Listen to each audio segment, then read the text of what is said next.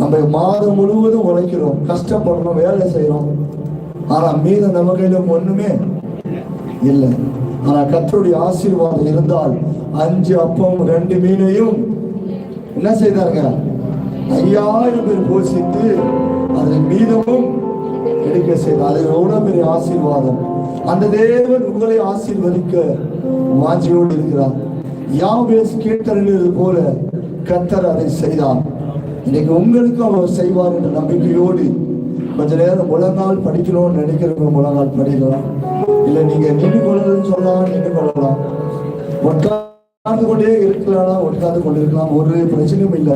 எங்க இருந்தாலும் நம்ம கர்த்தர் ஆராதிக்க போகிறோம். உங்கள் விருப்பம், உங்களுடைய மன வேண்டுதல் எப்படிப்பட்டதா இருக்கிறதோ அதற்காக நீங்க நம்ம கொஞ்ச நேரம் ஆண்டவர் சமூகத்துல ஒப்பு கொடுக்க போகிறோம். இந்த யாவேஸ் கேட்டுக்கொண்டது போல கர்த்தர் அவருடைய வேண்டுதலை அவனுக்கு அருளி செய்தார். இந்த வேலையில கூட உங்களுடைய வேண்டுதல் எதுவாக இருக்கலாம். நீங்க அநேகருடைய சூழ்நிலைகளை கர்த்தர் மாற்றுவார். அவர் மனமிருங்கிற தேவன், அற்புதத்தை செய்கிறவர். இந்த யூடியூப் மூலியமாக இந்த டிக்டாக்ல பார்க்கிற நீங்களும் எங்களோடு சேர்ந்து கொஞ்ச நேரம் இருக்கிற இடங்களிலே ஆண்டவர் நோக்கி பாருங்க. இந்த நாளிலே கூட நம்முடைய சபையில் இருக்கிறதான சகோதரி அஞ்சலி சிஸ்டர் அவர்கள் அதிகமாக சுகர் ஆனதுனால் அவர்கள் ஆலயத்துக்கு வர முடியாத ஒரு நிலைமை. இந்த சுகர் இருக்கிறவர்களுக்கு பல பிரச்சனை, நடக்க முடியாத சூழ்நிலை, ஒருவேளை செய்ய முடியாத சூழ்நிலையில் நீங்க அநேக இந்த சுகர் வியாதினால கஷ்டப்படுகிறார்கள். இந்த பலவீனம் அவருடைய வாழ்க்கையே மாற்றி போடுகிறது. இந்த சுகர் மாற்றமல்ல, இன்னைக்கு பலவித வியாதிகள் அநேகரை மேற்கொண்டு வேதனையோடு வருத்தத்தோடு பாரத்தோடு இருக்கிறோம்.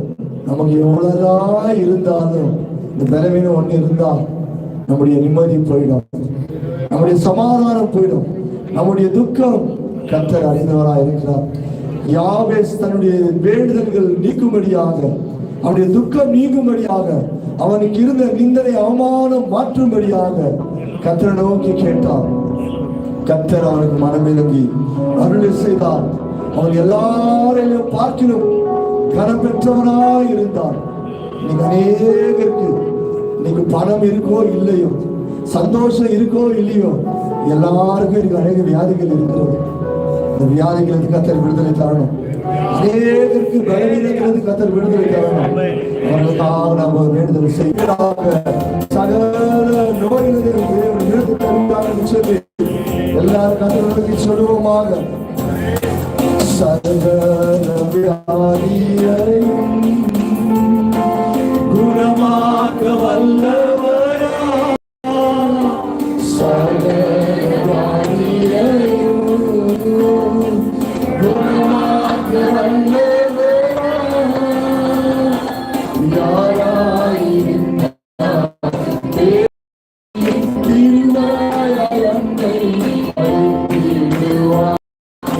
யாராயிருந்தார் காத்திடுவார்.